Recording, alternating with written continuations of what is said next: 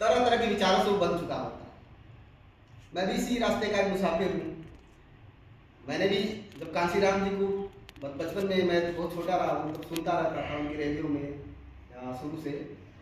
तो जो बसपा का कैडर चलता था, अभी भी जो पुराने लोग मिलते हैं जो बताते हैं वृत्तांत कि कांशीराम के कैडर में, और मैंने देखा कि छोटे छोटे जो क्षेत्रीय पार्टियां पैदा हुई हैं उनके जो कैडरों में बातें होती हैं वो सेम टू सेम कैड कांशीराम के कैडरों से निकली हुई बातें होती हैं, जो एक जनता के साथ संवाद करते थे, समाज के लोगों के साथ संवाद करते थे। तो कैडर शब्द मुझे लगता है कांशीराम साहब की देन है, और बिना कैडर के हम किसी विचार को समाज में प्रसारित नहीं कर पाएंगे।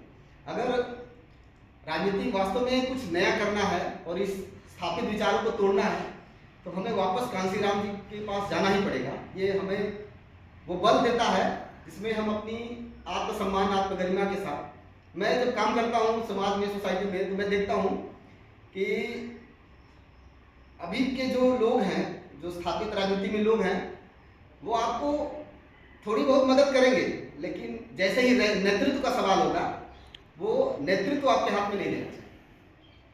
आप हमेशा देखेंगे कि कोई भी छोटा बड़ा आंदोलन हो, उसमें हमेशा लीडर अपर कास्ट के लोग आ जाएंगे लीडरशिप करने। वो दलितों की भी लड़ाई लड़ते मिल जाएंगे, शोषितों की लड़ाई, आदिवासियों की लड़ाई, यानी कुल मिला जुला के नेतृत्व नहीं होने, नेतृत्व खड़ा नहीं होने। तो कांशीराम साहब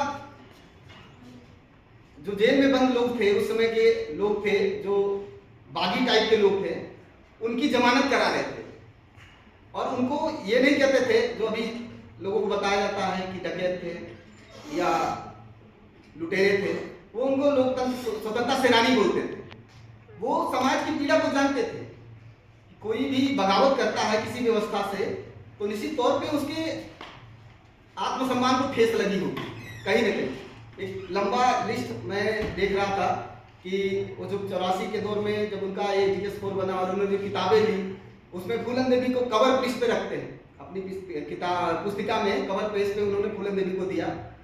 तो ये ऐसा ही नहीं था। आज आप देखिए जो दलित और आदिवासी समाज या वंचित समाज या शोषित समाज के जितने भी बगावत करने वाले लोग हैं, उनको कुछ भी बोल दिया जा रहा है। यानी आप देखिए कि उनको किसी भी शब्दों से नवाज दिया जा रहा है और कुछ अच्छे मंचों से बोला जा रहा है। तो मुझे लगता है कि आज की जो राजनीति है उसको समझना है, तो वापस हमें उस दौर में जाना होगा और वहाँ से एक ऊर्जा लेके आनी पड़ेगी।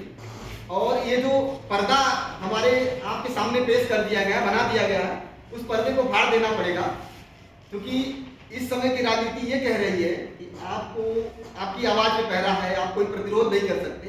तो ये सबसे बड़ा झूठ है। आज भी आप उसी ताकत से और उसी शक्ति से इस व्यवस्था का विरोध कर सकते हैं और अपनी पहचान बना सकते हैं, ऐसा नहीं है।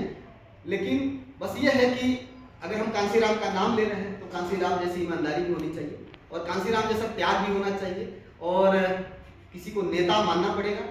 अगर आप ईमानदारी से लीडरशिप नहीं करेंगे तो निश्चित तौर पे आप इसी व्यवस्था में खो जाएंगे और आप अपनी पहचान नहीं बना पाएंगे, अपने समाज और अपने समुदाय का भला नहीं कर पाएंगे।